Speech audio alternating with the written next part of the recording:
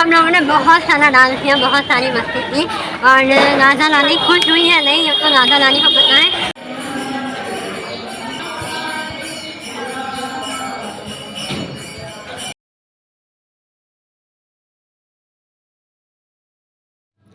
सभी भक्तों को राधे राधे। तो आज मैं आपको वृंदावन के एक ऐसे खास मंदिर की ओर लेकर चल रही हूँ जहाँ पर भगवान श्री कृष्ण के चरणों के साक्षात निशान है।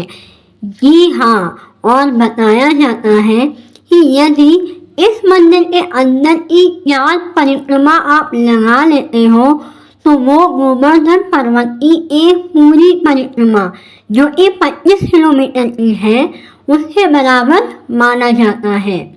तो वीडियो को पूरा एंड तक देखिएगा। चैनल को अगर सब्सक्राइब नहीं किया है तो चैनल को सब्सक्राइब कर लीजिए। अब मैं आपको बताती हूँ कि जब आप बांके बिहारी मंदिर, राधा रमन लाल जू और श्री राधा वल्लभ जी के दर्शन करेंगे तो आपको श्री राधा दामोदर जी का भी मंदिर मिलेगा।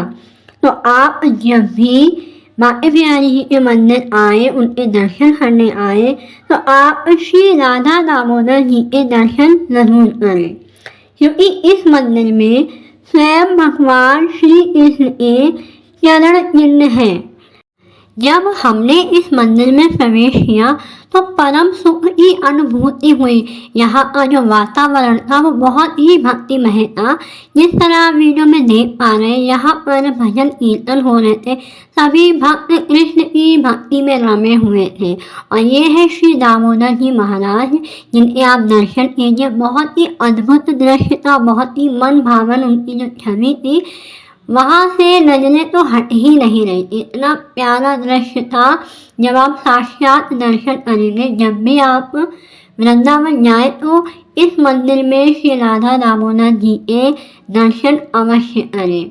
वहाँ पर भोग प्रसादी भी बांटा जा रहा था और भक्तगण भक्ति में रमे हुए थे और मैं भी भक्तों के साथ में श्री कृष्ण जी की भक्ति में रम गई थी। और वहाँ का जो वातावरण था इतना भक्तिमय था कि वापस घर आने का तो तनिक भी मन नहीं कर रहा था। बस ऐसा लग रहा था कि श्री कृष्ण भगवान कुछ ऐसा जादू कर दें कि हमेशा के लिए वृंदावन के ही होते रह जाए। तो चलिए अब मैं आपको बताती हूँ कि इस मंदिर के खुलने का और बंद होने का जो समय है वो क्या है, वो मैं आप सभी को बता देती हूँ।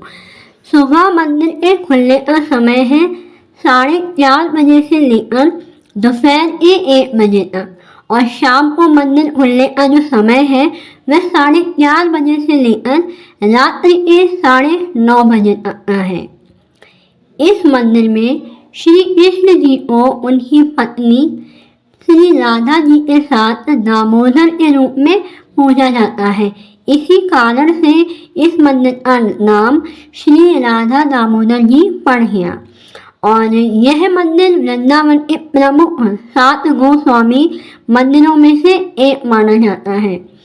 इस मंदिर के अंदर की 4 परिक्रमा वृंदावन के गोवर्धन पर्वत की एक परिक्रमा के बराबर होती है।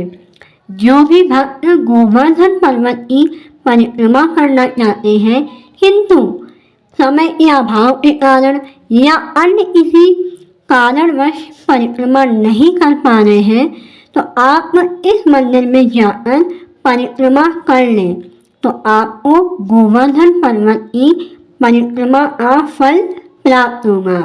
जब आप इस मंदिर की परिक्रमा करेंगे तो आपको बहुत से समाधि स्थल मिलेंगे जो कि साधु संतों के हैं जिन्होंने अखंड भक्ति की थी श्री कृष्ण भगवान की और यहीं पर उन्होंने अपने शरीर को शांत कर दिया था।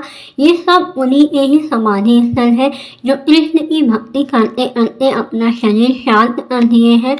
और जो भी साधु संत थे सभी की यहाँ पर समाधि स्थल बना हुआ है। तो हमने सभी को प्रणाम करते हुए हम आगे बढ़े। और यहाँ पर एक बहुत पुराना कुआं भी है और लोग इसमें सिक्का डालकर अपनी जो कामना है, अपनी मनोकामना बोलते हैं। यहाँ पर अंदर भगवान शिव यानी कि महादेव की शिवलिंग भी है। वहाँ पर भी भक्त जाकर अपना आशीर्वाद लेते हैं, उनके चरण स्पर्श करते हैं। तो अब हम आगे बढ़ते हैं परिक्रमा करने के लिए, क्योंकि हमने एक ही परिक्रमा स्टार्ट कर पाई थी और अभी हमको 4 परिक्रमा करनी थी। जब आप अंदर आएंगे तो आपको गौ माता के भी दर्शन होंगे। यहाँ पर गौ दान भी किया जाता है। जो भी भक्त गौ सेवा करना चाहता है अपनी श्रद्धा के अनुसार, वो यहाँ पर गौ सेवा कर सकता है। तो ये इतनी प्यारी प्यारी गौ माता की हमने इनको प्रणाम किया और अपनी परिक्रमा दोबारा से स्टार्ट कर दी। और यहाँ पर आप लोग देख सकते हैं लिखा हुआ है कि गोबर का सतिया यहाँ पर नहीं बनाने पर 500 रुपये का जुर्माना वसूला जाएगा। क्योंकि बहुत से ऐसे भक्तगण हैं जो कि गोबर से आकर सतिया बनाते हैं। उनको ऐसा लगता है कि ऐसा करने से उनकी जो भी मनोकामना है वो पूरी हो जाएगी। तो भक्तगण, मैं आप लोगों से इतना ही कहना चाहूँगी कि इस तरह के अंधविश्वास पर आप लोग विश्वास ना करें और मंदिर में इस तरह की चीज़ें ना करें, अच्छा नहीं लगता है। आप सिर्फ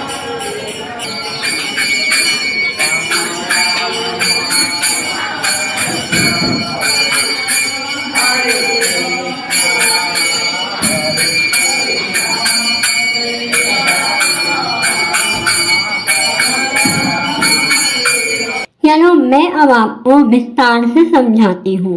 बताया जाता है कि सनातन गोस्वामी जी नित्य गिरिराज जी की परिक्रमा करते थे, यानी कि गोवर्धन पर्वत की हर रोज परिक्रमा करते थे।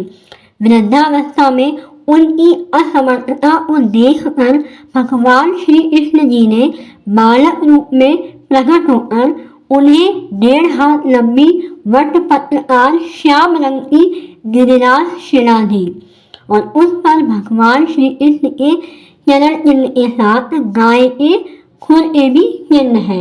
भगवान श्री कृष्ण जी ने गोस्वामी जी को आदेश दिया कि अब वो वृद्धावस्था में आ चुके हैं, तो अब वृद्धावस्था में वो गिरिराज जी की परिक्रमा करने के बजाय इस शिला की परिक्रमा कर लिया करें।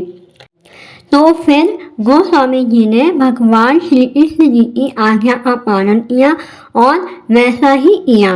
और फिर गोस्वामी जी का शरीर त्यागने के बाद यह शिला इसी मंदिर में स्थापित कर दी गई। तभी से श्रद्धालुओं द्वारा मंदिर की 4 परिक्रमाएं लगाए जाने की परंपरा चल रही है। जो भी भक्तगण गोवर्धन पर्वत की परिक्रमा करना चाहते हैं वो इस मंदिर में आकर 4 परिक्रमा कर सकते हैं, तो वो गोवर्धन पर्वत की एक परिक्रमा के बराबर होगा। यहाँ पर हम कृष्ण जी की भक्ति में रम गए थे। हमको कुछ भी आभास नहीं था कि हमें और देखना है और नहीं, हम तो बस श्री कृष्ण भगवान की भक्ति में रमे हुए थे। डांस करूँगी, गाना बंद हो गया। मैं डांस कैसे करूँ? ये मैया बोल रही है कि आपका डांस बहुत अच्छा लगा, डांस करके दिखाओ। लेकिन अब गाना बंद हो गया तो कैसे करके दिखाओ? तो हम लोगों ने बहुत सारा डांस किया, बहुत सारी मस्ती की और राधा रानी खुश हुई है नहीं, तो राधा रानी को पता है। और एक मैया जो थी वो हमारा डांस देख के बड़ी ज़्यादा भागती हुई आई और बोलती है कि और करके दिखाओ, मुझे आपका डांस बहुत अच्छा लगा। बेंगोली थी, बोली कि आपका डांस बहुत ज़्यादा भालो लगा, मतलब थोड़ा थोड़ा समझ आया, पर गाना ही खत्म हो गया था और लाइट भी चली गई थी, वरना मैं करके दिखा देती। तो अभी हम लोग जा रहे हैं निधिवन। बहुत ही अच्छे दर्शन हुए सारे, बहुत ही अच्छे।